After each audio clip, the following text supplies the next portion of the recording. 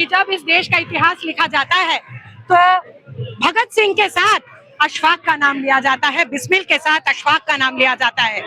अशफाक को छोड़कर बिस्मिल नहीं, बिस्मिल को छोड़कर अशफाक नहीं, और बिस्मिल और अशफाक को छोड़कर हमारे देश की आजादी का कोई इतिहास नहीं।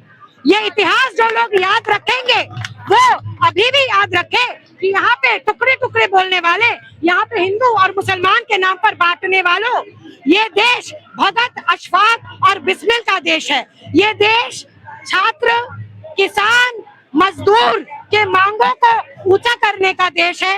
ये देश की स्वतंत्रता किसान, मजदूर और युवाओं के सपनों पर टिकी हुई है। तो क्या लग रहा है सोनम वांगचुक की गिरफ्तारी या उनको डिटेन कर लिया गया है, ये जो आंदोलन है वो कमजोर नहीं क्या है? एक आदमी का आंदोलन ये कभी ना है ना कभी होगा। वो एक आदमी को उठाए, हम बोलेंगे देश के लाखों सैकड़ों युवा यहाँ पे मौजूद है अपनी मांग उठाने के लिए। जिसको 8वीं में फेल करवा के, ड्रॉप आउट करवा के दिहाड़ी लगवाता है अमेरिकी कंपनी के मुनाफे के लिए, आज वो युवा अपनी आवाज उठाएगा। कितनों को कैद करोगे भाई? आपके जेल के सलाखों के को भी तो इसी देश का मजदूर ही बनाता है। सवाल उठाया जा रहा है कि जो तरीका अपनाया गया कि उन्हें हंगर स्ट्राइक करवाने का, जबरन उठा ले गए, बातचीत नहीं की।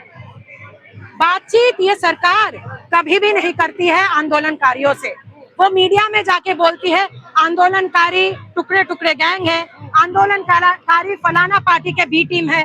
उन्होंने ना किसान आंदोलन के समय बातचीत की थी, ना उन्होंने मजदूर आंदोलन के समय बातचीत की, ना वो छात्र युवा आंदोलन में बातचीत कर रहे हैं। मगर मैं सरकार को याद दिलवाना चाहूंगी कि 18 महीने से ज्यादा 700 किसानों की आहुति पर, 700 किसानों की शहीदी पर यह देश में उन सरकार की बनाई हुई कृषि नीति को उसे वापस लेना पड़ा था। आज हमारे सामने हमारे किसान भाइयों का एग्जाम्पल खड़ा है, हम उनके रास्तों पे चलने के लिए राजी है। किसानों ने रास्ता दिखाया है, छात्र उस रास्ते को फॉलो करेंगे।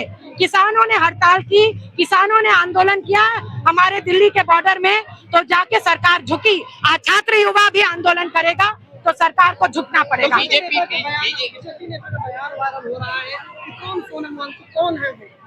पूछ रहे कौन है? चीन के एजेंट बताया गया है बीजेपी। जब किसान आंदोलन हुआ था, किसानों को भी पाकिस्तान का, चीन का, फलाना का एजेंट बोला गया था। इलेक्शन लड़ते समय तो अन्नदाता की पूजा करते हैं, वही अन्नदाता जब आंदोलन करता है तो फलाना का बी टीम, फलाना का एजेंट, पाकिस्तान का एजेंट, फलाना का कुछ बोलते हैं। मगर हमें पता है उस समय भी वो झुके थे, आज भी वो हमें बी टीम, ए टीम, सी टीम, अरे जेड टीम तक बता दो। किसानों के सामने झुके थे, छात्रों के सामने फिर से झुकोगे। क्या लग रहा है सरकार डरी हुई है जिस तरह से ये हरकतें की जा रही हैं? रात के अंधेरे में सुबह सुबह जब रोशनी पूरी तरीके से नहीं आती, तब अगर किसी को उठाना पड़े तो उसको डर लग रहा है या क्या लग रहा है, इसका जवाब आपके पास खुद ही होगा। एक सवाल ये है, जो बीजेपी के राष्ट्रीय अध्यक्ष थे नितिन नवीन, उन्होंने कहा था कि जो यहाँ लोग बैठे हैं वायरस हैं, उनसे बीजेपी के कार्यकर्ता निपट लेंगे। तो क्या लग रहा है कि जिस तरह से निपटने की बात कही जा रही थी बीजेपी के कार्यकर्ताओं के द्वारा, आज तो पुलिस फोर्स आपके सामने आई, उठा के ले गई, तो वही बीजेपी के कार्यकर्ता के रोल निभा रही है क्या?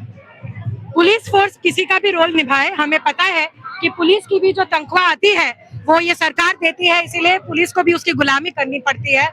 मगर हमारे देश के पुलिस को भी पता है अंततः अगर उसके बच्चे को भी सरकारी शिक्षा मिलनी है तो उसको इसी आंदोलन का समर्थन करना पड़ेगा।